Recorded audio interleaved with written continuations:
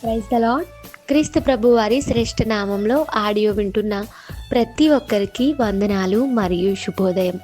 అనుదిన వాగ్దానాన్ని దయచేస్తున్న దేవునికి స్తోత్రాలు. ప్రతిరోజు ఉదయాన్నే వినే కొద్ది మాటలను ధ్యానిస్తూ రోజంతటికి ఆధ్యాత్మిక నడిపింపును పొందుతున్నారని నమ్ముతున్నాను. నేటి వాగ్దానము కీర్తనల గ్రంథం 21వ అధ్యాయం 6వ వచనం. నిత్యము ఆశీర్వాదకారకుడుగా నుండునట్లు నీవు అతన్ని నియమించి ఉన్నావు. నీ సన్నిధిని సంతోషముతో అతన్ని ఉల్లసింపచేయుచున్నావు. నిత్యము ఆశీర్వాదకారకునిగా ఉండినట్లు నీవు అతన్ని నియమించావు. ఎంతో చక్కని మాటలు ఇక్కడ మనకు కనిపిస్తున్నాయి.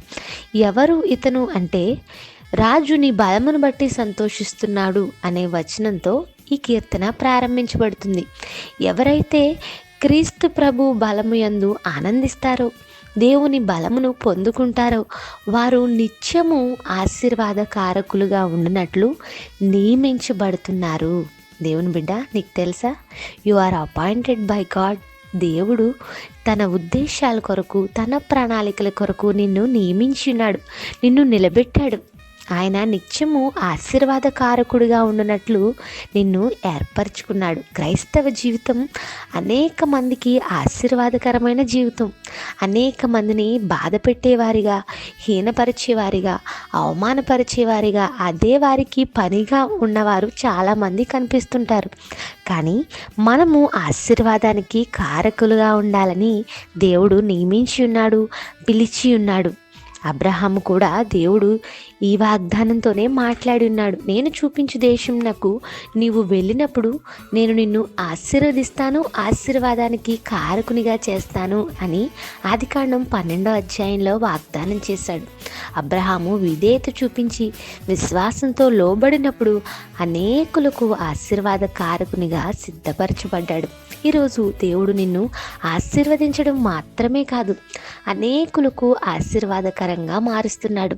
ఈరోజు నీవు చేస్తున్న భక్తి, నీ ప్రార్థనా జీవితం, ప్రభు కొరకు వెచ్చిస్తున్న సమయం, ఆయన పని కొరకై తీసుకున్న ఒక మంచి నిర్ణయం, బహుశా అది సాహసోపేతమైన నిర్ణయం కావచ్చు, కానీ అది నీ తర్వాత తరాలకు అద్భుతమైన బాటను వేస్తుంది, చక్కని పునాదిలో స్థిరపరుస్తుంది. కొన్నిసార్లు దేవుని కోసం నిర్ణయం తీసుకున్నప్పుడు, అది ఆచరణలో ఉంచినప్పుడు మనుషులకు కష్టంగా ఉండొచ్చేమో. దేవుని కొరకు నీవు ఏదైతే చేస్తున్నావో దాన్ని బట్టి నిందలు, అవమానాలు, చెడ్డ మాటలు నీపై పలకొచ్చేమో. కానీ దేవుని కొరకు ఆయనతో చేసుకున్న నిబంధనను గట్టిగా పట్టుకొని ఆయన వైపు చూడగలిగితే, ఆయన ప్రేమలో వర్ధిల్లువానిగా మాత్రమే కాదు, కానీ అనేకులకు మాదిరిగా, ఆశీర్వదించబడిన వానిగా, అనేకులకు ఆశీర్వాద కారణంగా దేవుడు నిన్ను ఉంచబోతున్నాడు.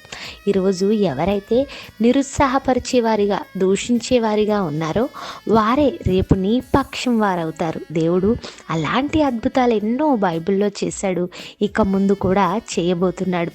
నీవు ఆశీర్వాదానికి కారణం అవ్వడానికి నియమించబడ్డావు. నీ గుర్తింపును ఎప్పుడూ పోగొట్టుకోవద్దు.